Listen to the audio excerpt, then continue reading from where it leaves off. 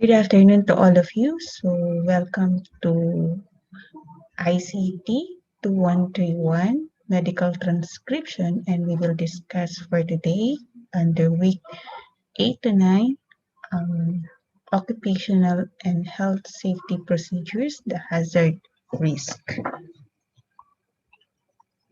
So, what is a hazard? There are many different definitions for hazard, but the most common definition when talking about workplace health and safety is a hazard is any choice of potential damage, harm, or adverse health effects on something or someone. Hazard identification and elimination and risk management and control uses the following terms. One is harm. Harm is physical injury or damage to health. Number two is hazard, a potential source of harm or hazard to a worker. Basically, a hazard is the potential for harm or an adverse effect, for example, to people as health effects, to organizations as property or equipment losses, or to environment. So, hazard identification is part of the process used to evaluate if any particular situation, item, thing may have the potential to cause harm.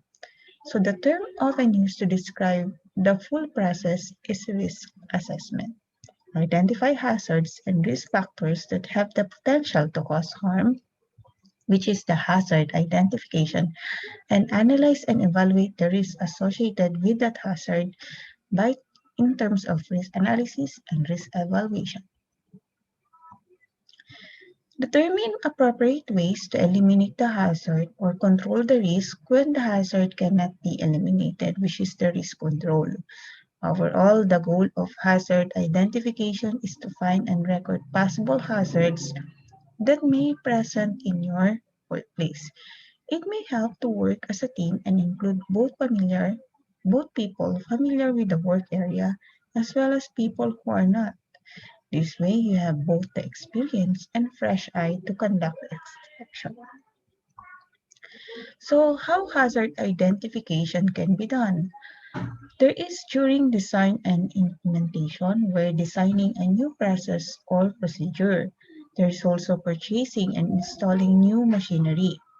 So before tasks are done, checking equipment or following processes, reviewing surroundings before each shift. Now, while taking tasks are being done, be aware of changes, abnormal conditions, or sudden emissions. However, during inspections, there must be formal, informal, supervisor, health, and safety committee. Now, after incidents, it near misses or minor events and injuries. So to be sure that all hazards are found, look at all aspects of the work and include non-routine activities such as maintenance, repair, or cleaning. Look at the physical work environment, equipment, materials, products that are used.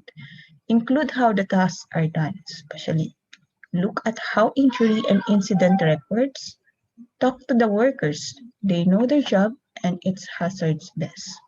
Include all shifts and people who work off-site either at home, on other job sites, drivers, teleworkers with clients. Look at the way the work is organized or done. And look at foreseeable unusual conditions like, for example, possible impact on hazard control procedures that may be unavailable in an emergency situation and power outage. So to determine whether a product, machine, or equipment can be intentionally or unintentionally changed, example, a safety guard that could be removed, review all the phases of the life cycle. Examine also risks to visitors or the public. Consider the groups of people that may have a different level of risk, such as young or inexperienced workers, persons with disabilities, or new and expectant mothers. So proper um, proper awareness and review of all these hazards is a very important matter. So there are types of hazard. Number one, these are the common way, okay? And it is categorized by classifications is by category. So there is biological, where bacteria, viruses, insects, plants, birds, and animals, and humans under that. Now we have also chemical, depends on the physical and chemical toxic properties. We also have ergonomic, repetitive movements, improper setup of the workstation.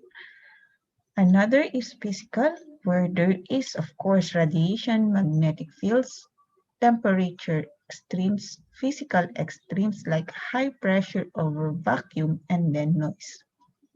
We also have psychosocial, which is stress and violence. So it is considered also a hazard when you in the workplace you experience stress, you experience violence in the forms of bullying.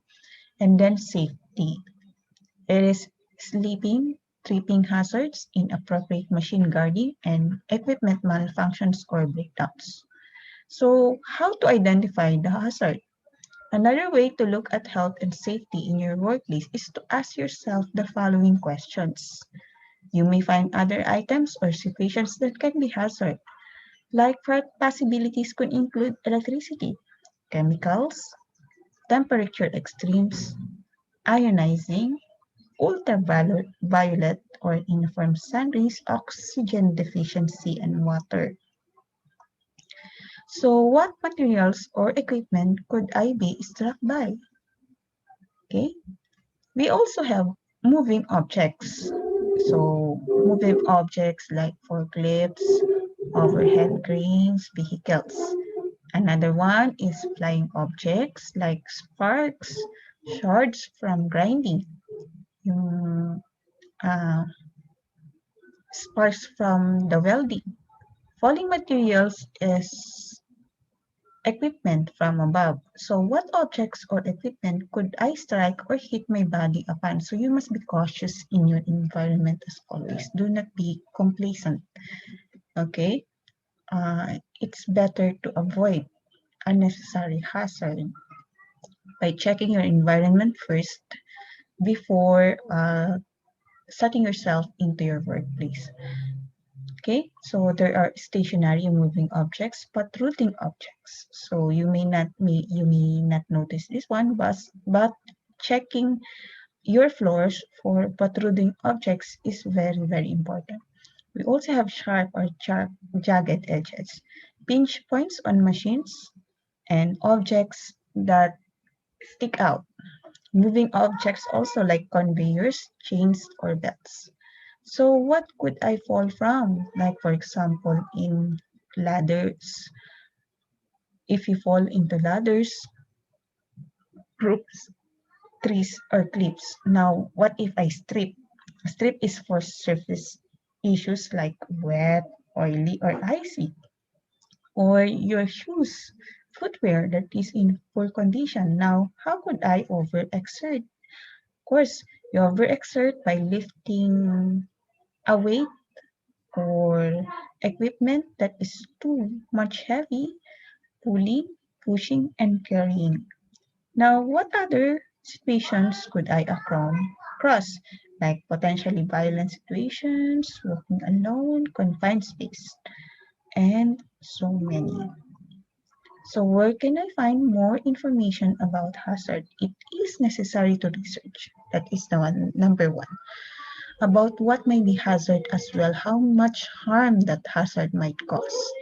We have safety data sheets, manufacturers operating instructions manuals, job safety analysis, for example,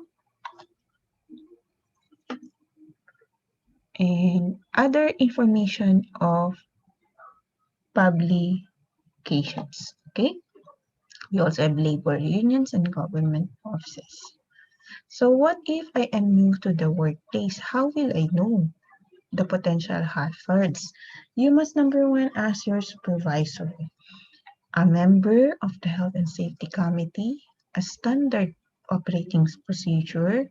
Another one is to check product labels. You must also pay attention to the signs. You watch the posters or instruction and ask about operating instructions, safe work procedures, and processes before you proceed with your task. Okay, so there you have it.